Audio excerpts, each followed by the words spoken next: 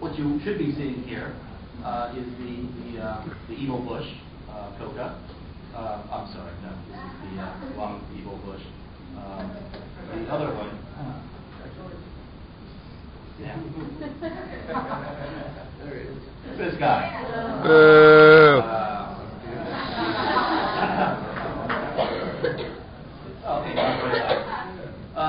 I'm going to talk mostly about coca and this hemisphere, Colombia, Bolivia. I'll also talk about Afghanistan during Q&A, but opium is another track, but for time limitations, I'm going to just focus on this hemisphere for now. To drug warriors, they often say, well, we know where this stuff is coming from. Why don't we just go down there and destroy it before it reaches our cities and poisons our kids? That's a very easy solution. It's the one that reminds me of Bart Simpson's famous solution. You know, he ran for class president once, and he gave a speech, and he says, you know, my opponent says there are no easy answers. I say he's not looking hard enough. This is the problem with the drug warrior mentality. When the drug war meets legislators who have to stand for re-election, they look for easy solutions, ones that sound like they're being tough and doing something, but in fact are almost impossible in terms of having any chance that we're going to succeed. And so there are three inconvenient truths I want to talk about that kind of prevent our drug policy, this international drug war, the source control strategy from ever working. The first factor is extreme poverty. According to the UN Development Program and the World Bank, they both estimate that there are about 1.2 billion people on this planet who live on less than $1 a day. Put another way, there are about half the planet lives on less than $2 a day. Now you might think, well, $1 goes a lot farther in the third world, but in fact those statistics are calibrated toward North American living standards, the U.S. living standards.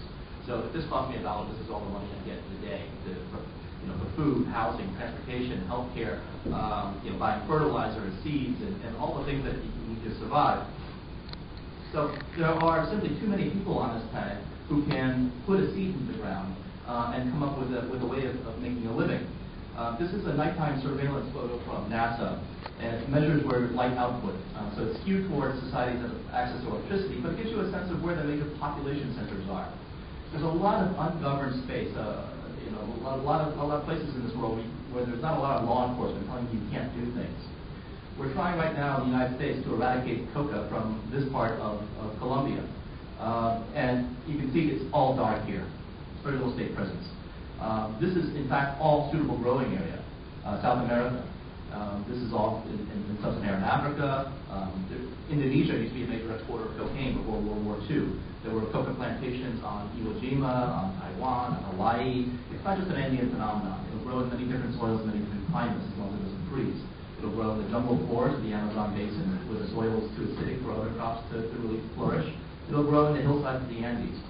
And it's also been used traditionally by indigenous peoples in places like Bolivia and Peru, especially, for thousands of years. Many studies date back to 4,000 years. It's a sacred plant. It's food, it's medicine, it gives them energy. And it's very, very, very difficult, I would say impossible to abuse in its natural state. But it's only when it's refined into cocaine it becomes problematic. But when we talk about the international drug war, that's one of the factors that have to be taken care of somehow. As long as there's such extreme poverty and ungoverned space, people are going to take the risks to grow these crops, because prohibition means that these crops are worth much more than other legal food crops. The second factor is undiminished demand in countries like the United States, Canada, Western Europe, increasingly Brazil, and other countries as well.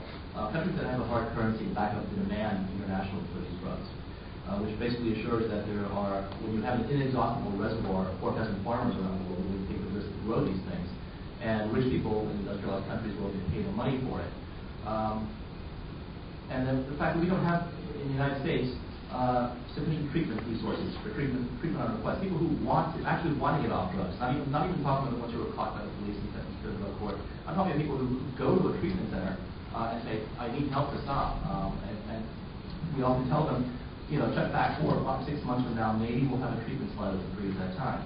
But if you don't catch people when they're ready to give up these drugs, you probably lost that chance for a good while, because they've gone back to using them. They're by definition addicted. And it makes no sense not to help these people when they ask for it. And it's also much, much more effective way of spending dollars. The Third factor, and it's the real kicker, it's the artificial escalation of the value of what are essentially worthless weeds and flowers and shrubs. We're talking about minimally processed agricultural commodities. Things like marijuana, coca, poppy, they should not be worth a lot of money. They're easy to grow, there's nothing magical about these plants, but it's our policies, and only our policies, that make these things so incredibly valuable. Back in the Middle Ages, the alchemists, right, they tried for centuries to find a formula to turn lead into gold. They never did succeed. It took our drug warriors to figure out how to do that. We have policies now that turn worthless weeds into gold. Not worthless, but relatively worthless. But in the streets of Washington, D.C., you can buy an ounce of marijuana that will fetch the same price as you take a 3-year average for the price of an ounce of solid gold. Marijuana gold. There's a reason we call this a weed. It grows like a weed. And yet our policies make this equivalent to solid gold, and we wonder why we can't stamp this out. It provides tremendous economic incentives for people to get involved in this economy. When we're talking about things like heroin and cocaine, there were many times their equivalent weight in solid gold.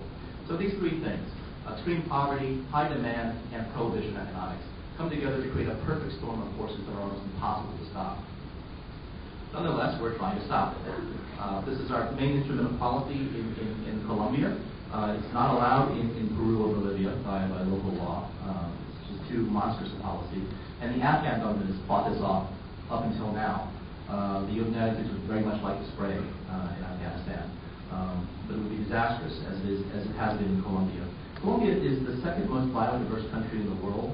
The United States has paid for now close to $5 billion under Plan Colombia over the past 6 years to spray more than 2 million acres of this incredibly biodiverse country, scorching their policies.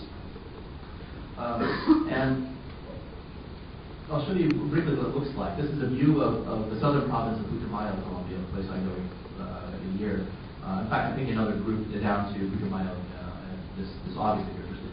Come see me. Flyers up here. But this is as green as you can imagine. It's got more shades of green than Crayola has in their inventory. In fact, if you fly over this area, it's very difficult to spot the coca. I'm standing in a coca field right here. This is John Stossel. He did a documentary a couple of years ago. But this is the coca down here. It's these they look like ficuses. You walk right past, right through a coca field, you'd never know it's coca. But imagine flying close to 100 miles an hour, and looking down on green and trying to figure out where the coca is so you can press your button to spray these plants. It's a very difficult, very indiscriminate form of eradication. Again, these are coca fields here, and the peasant farmers they do slash and burn agriculture. They don't need nice flat fields and plant their coca bushes in nice rows like they do in Kansas or whatever. All they need is a bit of clear land, and they'll plant around the fallen trees and whatnot. This is all manually harvested. And so this is what the U.S.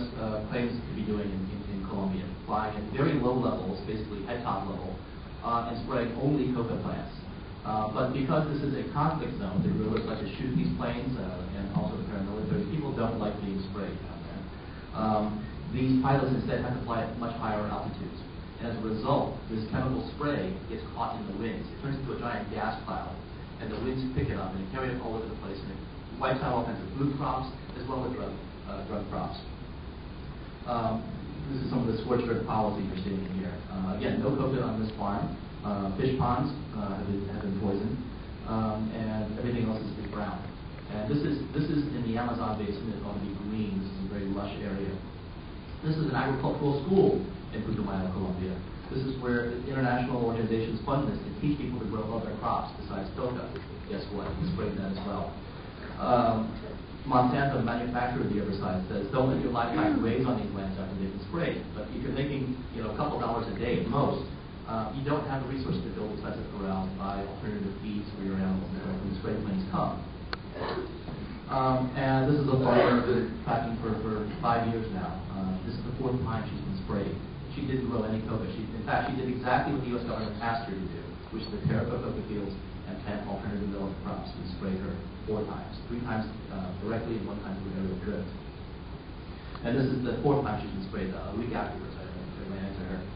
And you can see her field. These are hearts of palm she was growing, these little things down here. They're starting to turn yellow, and everything else is already brown and dead. More close-ups of her farm. Huge fields, just completely dead. And some of these fields have been sprayed several times. And we don't know the long-term consequences of these chemicals on tropical soils. They've been tested in North American soils, which are very, very different. Tropical soils are very poor and much more delicate. And this field has been sprayed 4 times, and nothing seems to be growing back except this little coat